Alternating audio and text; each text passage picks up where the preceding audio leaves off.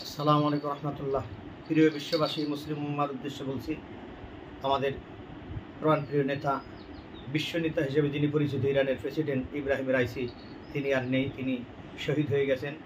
সম্ভাব্য বলা হচ্ছে তাকে পরিকল্পিতভাবেই তাকে হত্যা করা হয়েছে, যেহেতু একই সাথে 3টি হেলিকপ্টারে 2টি ফিরে আসছে সহি সালামতে, আর ওনারটাই নিহত বিধ্বস্ত করা হয়েছে এবং তার সাথে পররাষ্ট্রমন্ত্রী সহ যাত্রী যারা ছিলেন সকলেই নিখোঁজ। এবং এ পর্যন্ত যে খবর পাওয়া যাচ্ছে তাতে বলা হচ্ছে যে তাদের অস্তিত্ব পাওয়া যায়নি, তারা একদম নিশ্চিহ্ন হয়ে গেছেন।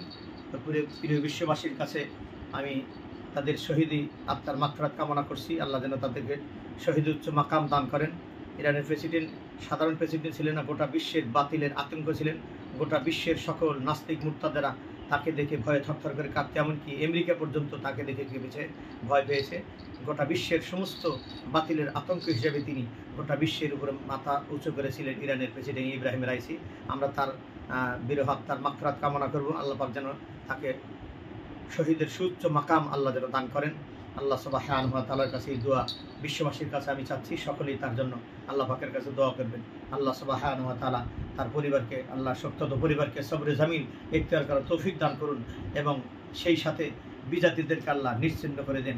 বিজাতি যারা ষড়যন্ত্র করে তাকে শহীদ করে দিয়েছে, আল্লাহ যেন তাদেরকে ধ্বংস করে দেয়। এই কামনা করেই আমি আপনাদের কাছ থেকে বিদায় নিচ্ছি। আসসালামু আলাইকুম ওয়া রাহমাতুল্লাহি ওয়া বারাকাতুহু।